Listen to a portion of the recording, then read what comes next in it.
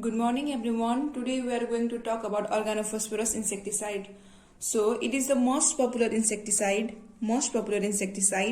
and it is often involved in serious fatal human poisoning insecticides, and victims are usually farmers, children and unskilled laborers. And chemically these are the organic derivatives of phosphoric acid. And they act via all the routes. Now let's talk about the mechanism of action of organophosphates. First of all, let's see this figure. This is the presynaptic end and this is the postsynaptic cell. So as we all know, acetylcholine is a parasympathetic neurotransmitter and it is synthesized in the presynaptic end, and it got released in the synapse and acts on nicotinic and muscarinic receptors. And acetylcholine esterase is an enzyme that breaks down this acetylcholine,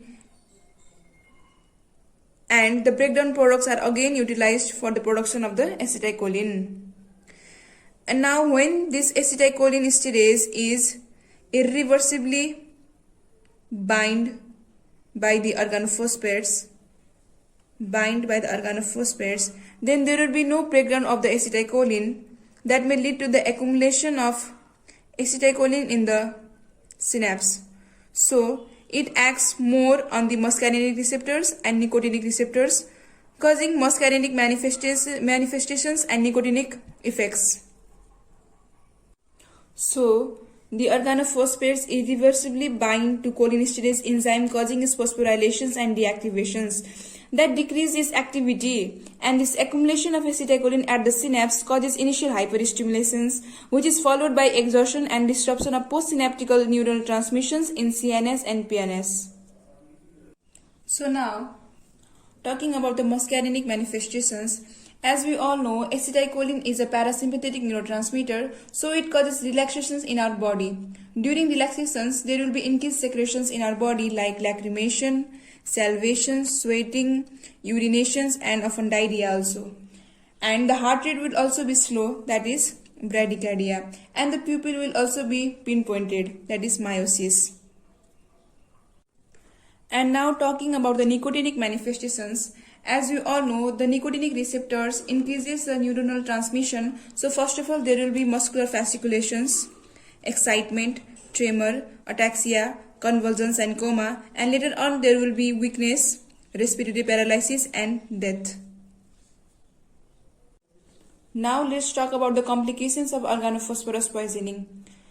So as we know, there will be both muscarinic and nicotinic effects. So there will be pulmonary edema, aspiration pneumonia, chemical pneumonitis, hypo or hyperglycemia, transient liver function and coagulation abnormalities, and death if not treated within 24 hours of poisoning.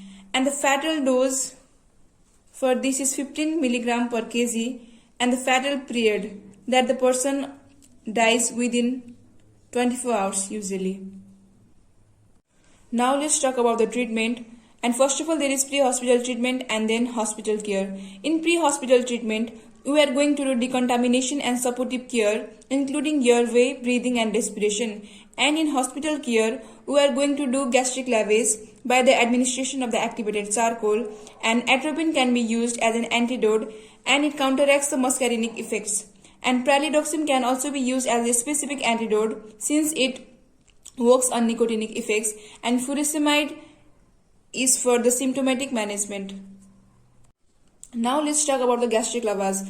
As we all know, it is the process of removing of ingested poisons. So it is done with oral administration of the activated charcoal, and gastric lavage is most effective when the patient is presented within 60 minutes of ingestion, when potentially life-threatening amount is ingested. Now let's talk about the atropine. As we all know, it is a specific antidote for the organophosphates, and it counteracts the muscarinic effects of poisons also.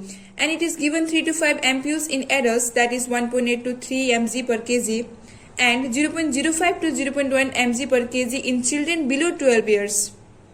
In children below 12 years, 0.05 to 0.1 mg per kg is given, and it is given in every 5 to 10 minutes until atropinization is attained. And let's talk about atropinization. So the signs of atropinizations are dilated pupils, heart rate more than 80 beats per minute, systolic blood pressure more than 80 mm of Hg, and there will be better ear entry and auscultation, and there will be dry axilla and tongue, and the flossing of the chin can be seen. So, while giving the atropine in every 5 to 10 minutes, we are going to assess these signs of atropinization. These signs of atropinization are assessed in every 15 minutes. And bolus dose is adjusted if not achieved. So, if the signs of atropinizations like dilated pupils, increased heart rate, increased blood pressure, better air entry, dry axilla and the tongue, flushing of the skin can be seen in those patients, then we will understand that the atropinization has been achieved. So, if the atropinization has been achieved in those patients, then 20% of the loading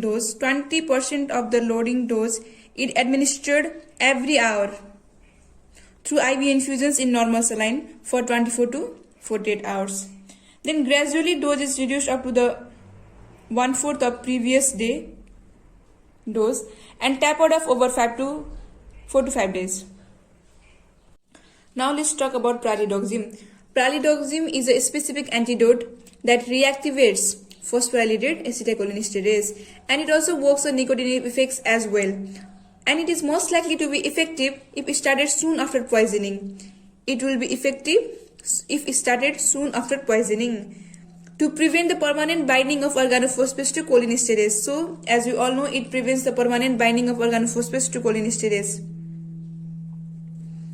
And 2 gram of pralidoxim is given in 100 ml of normal saline over 30 minutes, and it is followed by infusion of 1 gram of pralidoxim in every 4 hours.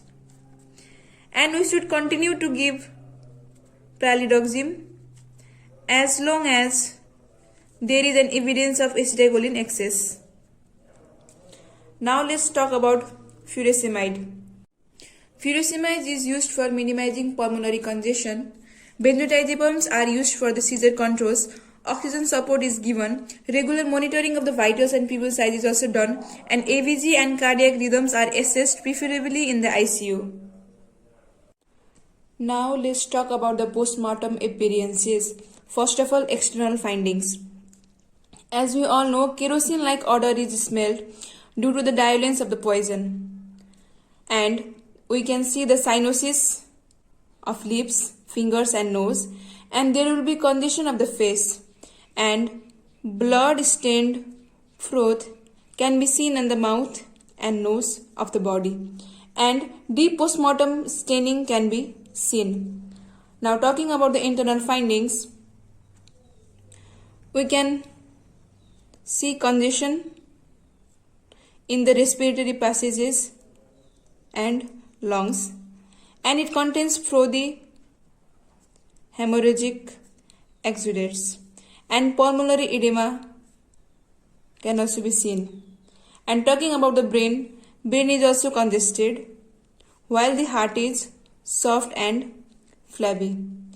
And now talking about stomach, also there will be kerosene-like smell, blood-stained contents, and there will be congestion of the mucosa and submucosal petechial hemorrhages.